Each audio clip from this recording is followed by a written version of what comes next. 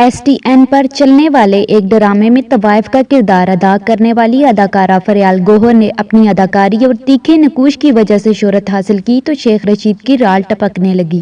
موصوف نے فریال گوہر کو بھی دعوت عیش و نشاط دے ڈالی۔ فریال گوہر بھی آزاد عورت تھی، لیکن اس نے شیخ رشید کے بستر کی زینت بننے سے انکار کر دیا۔ اس انکار کے نتیجے میں اس کی اپنے خاوند جمال شاہ سے علیحدگی ہو گئی۔ فریال گوہر انقلابی نظریات رکھتی تھی، جبکہ جمال شاہ اسے شیخ رشید کے کمرے تک پہنچا کر اپنے مفادات حاصل کرنا چاہتا تھا۔ شیخ رشید فریال گوہر کی اداؤں پر مرتے تھے۔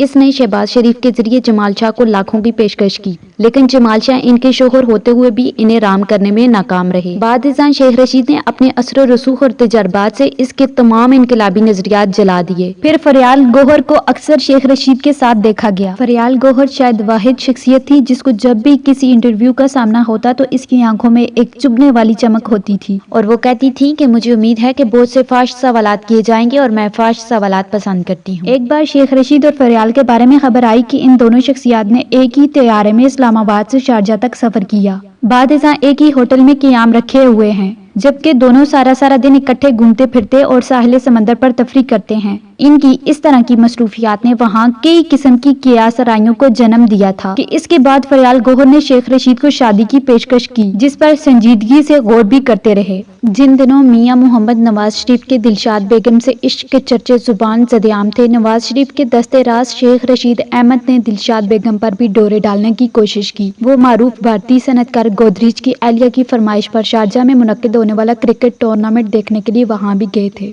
ناظرین، ہماری ایسی سٹوریز کا مشن جنسی لذت نہیں ہوتا، بلکہ جو حکمران آج تک ہم پر مسلط ہے ان کا حقیقی چہرہ ہوتا ہے، اور جن پر کئی کتابیں لکھی جا چکی ہیں۔ اور ہمارا آج کا جو ٹاپک تھا، یہ کتاب پارلیمنٹ سے بازار حسن تک کے صفحہ نمبر 167 پر درج ہے۔